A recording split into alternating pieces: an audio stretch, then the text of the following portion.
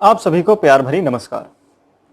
आज हम इस वीडियो में बात करेंगे भारत की नई एजुकेशन पॉलिसी के बारे में। New education policy 2020।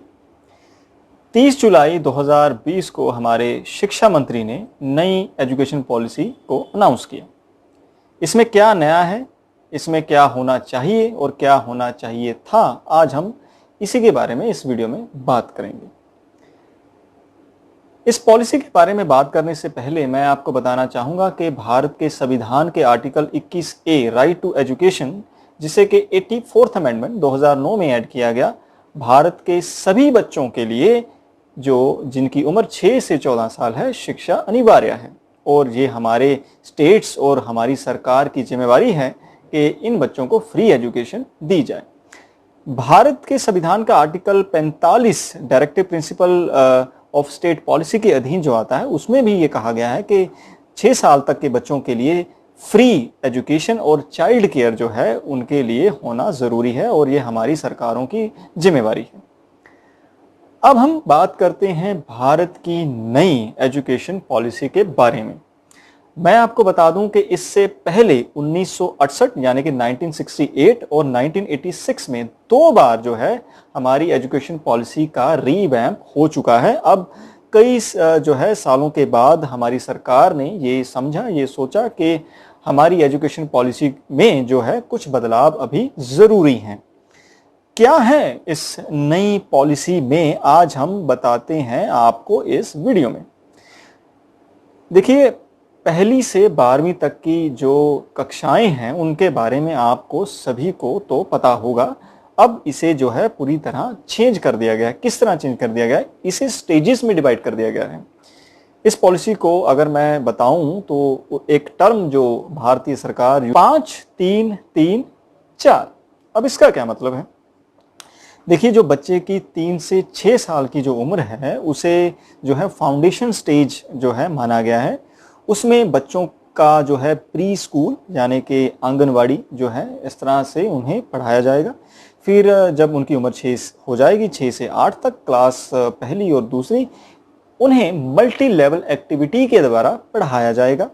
जब बच्चे की एज हो जाएगी 8 यानी कि 8 से 11 तक, क्लास 3rd से 5th तक, इसे नाम दिया गया है प्री पेट्री स्टेज। इसमें जो है बच्चों को खेल, मनोरंजन, डिस्कवरी और इस तरह की एक्टिविटी के द्वारा, इंटरेक्टिव क्लासरूम के द्वारा पढ़ाया जाएगा।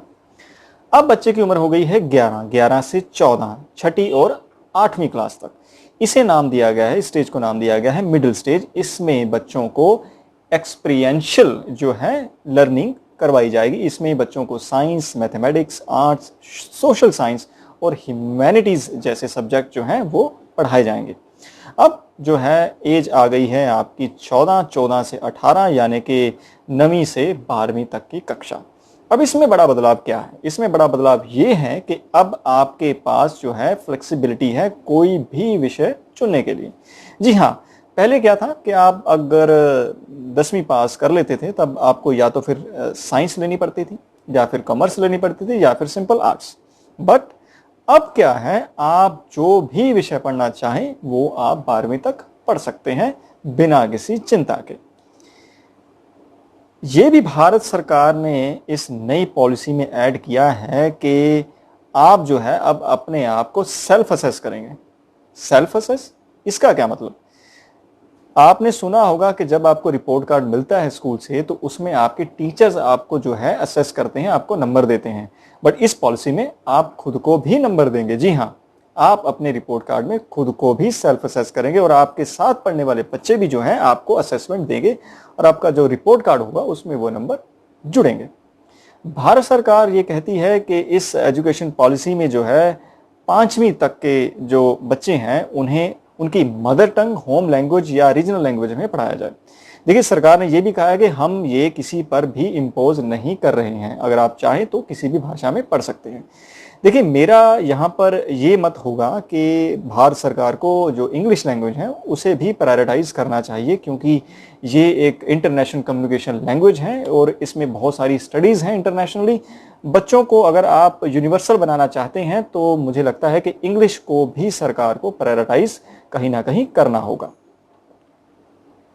भारत सरकार ने ये कहा है कि आप जो है अब इस न्यू एजुकेशन पॉलिसी में छठी से वोकेशनल एजुकेशन पढ़ा करेंगे, यानी कि आप जो है कारपेंटरी, प्लम्बिंग, इस तरह के जो काम हैं वो भी सीखेंगे। अगर आप जो है ज़्यादा नहीं पढ़ना चाहते तो आप जो है 10वीं और 12वीं के बाद भी इतने निपुण होंगे कि कोई भी काम जो है आप कर सकते हैं। चलो जी, 12वीं तो हमारी हो गई, अब क्या?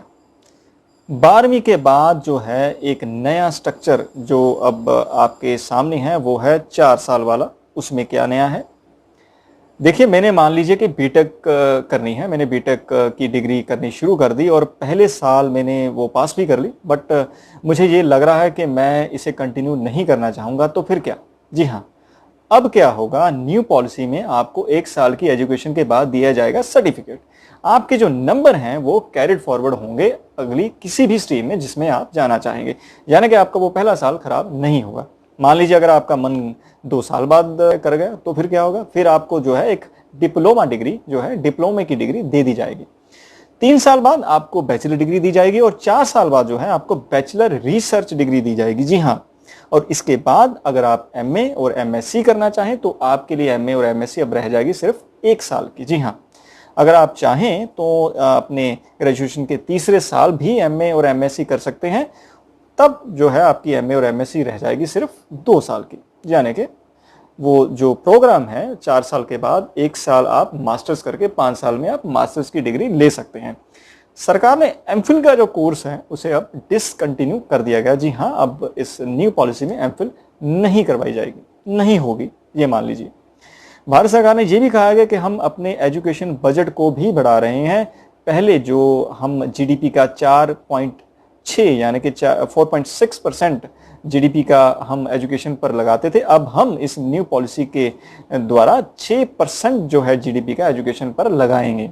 भारत सरकार ने यह भी कहा है कि हमने 100 से ऊपर टॉप कॉलेजेस, यूनिवर्सिटी जो फॉरेन की हैं उन्हें निमंत्रण दिया है कि आप भारत में आइए और अपने कैंपस जो है यहाँ पर खोलिए और हमारे बच्चों को अपॉर्चुनिटीज दीजिए।